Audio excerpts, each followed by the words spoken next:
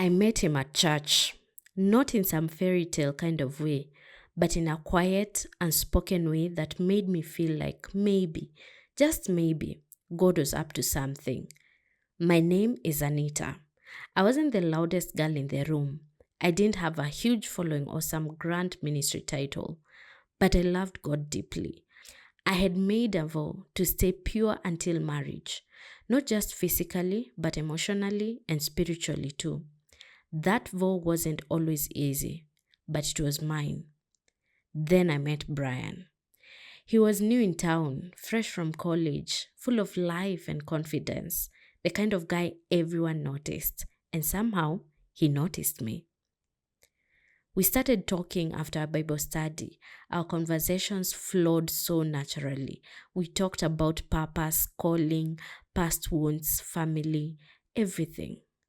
I found myself looking forward to his messages, his smile, his presence. One evening over coffee after a youth event, I told him about my vow. I was nervous. I had lost people before for saying that.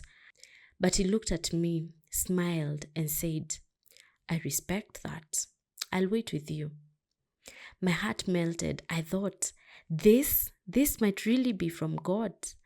We started spending more time together, always with boundaries, always trying to honor God. We prayed together, fasted together, served together. People in church would whisper about us. Some even said we were the perfect Christian couple. But things started to change. It wasn't overnight. It was subtle. A shift here, a compromise there. I could feel Brian's frustration growing. He'd never said it directly, but his hugs lingered longer. His texts got more emotional. And every now and then he'd ask, are you sure we're not doing too much waiting? By the way, if you're enjoying this beautiful story so far, please give it a like. And if you'd love to hear more heart-to-heart stories, go ahead and hit that subscribe button. We're bringing you more real-life experiences just like this one. Now back to the story. I held my ground, not because I was trying to be difficult, but because I believed God's way was worth honoring. One night, after a long emotional conversation, he looked at me and said, do you even love me or do you just love your rules? That one cut deep. I looked back at him, holding back tears, and whispered, I love God. And I wonder love he can bless. If that's too much for you, then maybe we need to let go.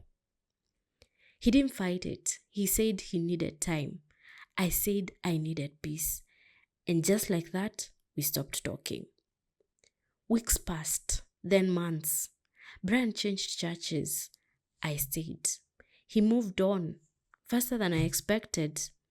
I heard he started dating someone else. She wasn't like me. She didn't ask for waiting. She didn't set boundaries. And for a while, I questioned everything. Was I too rigid? Did I chase away someone God sent? Should I have been more flexible?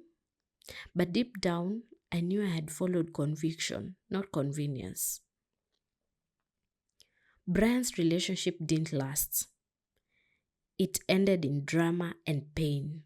I didn't celebrate it, but I did see the difference between momentary attraction and lasting foundation. Meanwhile, I began healing. I cried, journaled, poured my heart into prayer and service. I mentored girls, led devotionals, and found strength in the quiet presence of God. I didn't rush into another relationship. I knew my heart needed time. And surprisingly, I wasn't bitter. I still believed in love. I just believed it had to be the kind that honored both hearts and heaven. 3 years passed. I was attending a conference in another town. And as I walked into the main hall, I saw him, Brian. He looked different, not just older, but quieter, more grounded. Our eyes met, and for a moment, time stood still. He walked up to me. Anita, you look radiant, he said. I smiled. Brian, it's been a while. We sat and talked for a bit, not as exes, not as old flames, just as two people who had lived, grown, and come full circle. He apologized, genuinely. He told me he now understood what I was protecting, that he had confused desire for love, that what I had was strength, not stubbornness. We didn't make promises. There was no movie style reunion, but there was closure, peace, healing. Looking back now, I'm thankful. Not because it ended in marriage, but because it ended in wisdom. Sometimes love doesn't go the way you imagined. Sometimes waiting doesn't lead to the person you thought it would. But waiting, when done with God, is never wasted. Purity isn't a punishment, it's protection. And love that honors God will always bear fruit, even if it looks different than you expected.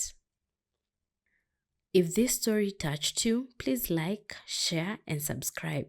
Someone out there needs to hear this.